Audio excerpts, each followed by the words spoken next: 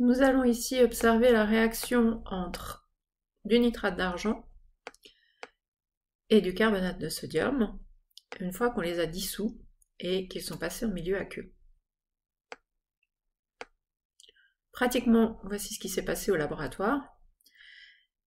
Et donc nous allons essayer de comprendre ce qu'il se passe et de le décrire symboliquement. Tout d'abord, notons l'importance du milieu aqueux. En effet, si nous avons utilisé du nitrate d'argent solide et du carbonate de sodium solide, nous les avons placés dans l'eau, nous ne les avons pas mis en contact directement. C'est donc du nitrate d'argent dissous et dissocié, puisqu'il est ionique, donc des ions nitrate et des ions argent, qui auront rencontré le carbonate de sodium dissous, lui-même dissocié parce que ionique, c'est-à-dire les ions carbonate et sodium. La réaction qu'on a mise en évidence est en fait due à la rencontre des ions nitrate, argent, carbonate et sodium.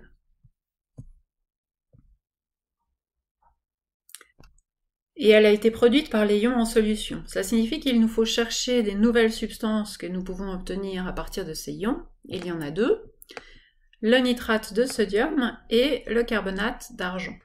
Une de ces deux substances est forcément insoluble. Nous allons chercher dans la table de solubilité, à l'intersection de la colonne nitrate et de la ligne sodium, nous voyons un petit rond qui signifie que la solubilité dans l'eau est supérieure à 1 g par litre. Cela signifie que c'est une bonne solubilité. Donc nous avons affaire à un composé qui sera aqueux, dissous et dissocié. Tandis qu'à l'intersection entre la colonne du carbonate et la colonne de l'argent, eh bien nous voyons que nous avons un petit triangle vers le bas, ce qui signifie que nous avons une solubilité dans l'eau qui est inférieure à 1 g par litre, c'est-à-dire une mauvaise solubilité. On peut considérer donc la substance comme insoluble. Insoluble signifie que dans l'eau, cette substance restera solide et du moment qu'elle n'est pas dissoute, elle n'est pas dissociée sous forme de ion. On verra donc apparaître un précipité, c'est ce que nous avons pu observer précédemment dans notre expérience. Si la tache blanche est le précipité, eh bien il faut garder en tête que nous avons des ions qui, eux, étaient présents au début de la réaction et restent encore présents à la fin de la réaction, les ions sodium et les ions nitrate. Il ne leur est rien arrivé, on les appelle des ions spectateurs. Vous pouvez maintenant mettre la vidéo sur pause et tenter de décrire la réaction par une ou des équations.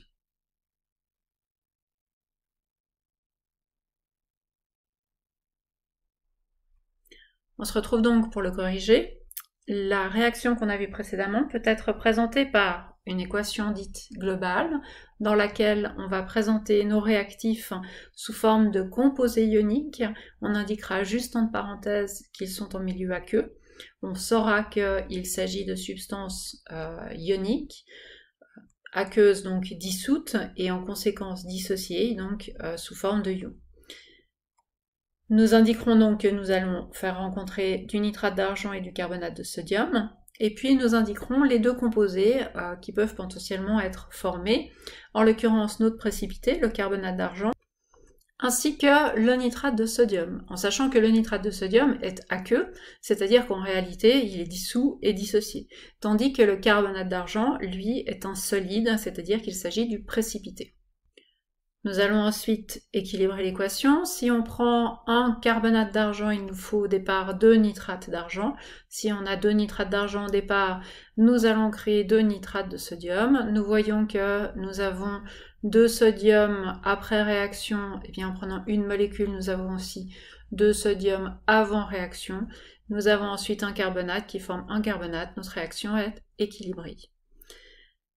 Ceci est l'équation dite globale. Nous allons nous baser sur cette équation globale pour donner ce qu'on appelle l'équation ionique. Ionique pourquoi? Parce que tout ce qui est dissous et dissocié va être indiqué sous la forme réelle qu'il prend dans la solution, c'est-à-dire sous forme de ion. Les 2 AgNO3 sont donc représentés sous forme de 2 Ag+, et de 2 NO3-. On peut même indiquer aqueux entre parenthèses, en sachant ici que ce n'est pas forcément nécessaire, puisque un ion n'existe en réalité qu'en solution aqueuse.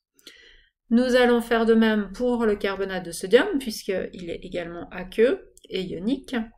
Par contre, pour le carbonate d'argent, vu qu'il s'agit du précipité solide, eh bien, celui-ci n'étant pas dissous, il ne peut pas être dissocié. Nous le laissons donc sous la forme d'un composé ionique, et nous indiquons encore le nitrate de sodium sous forme dissociée.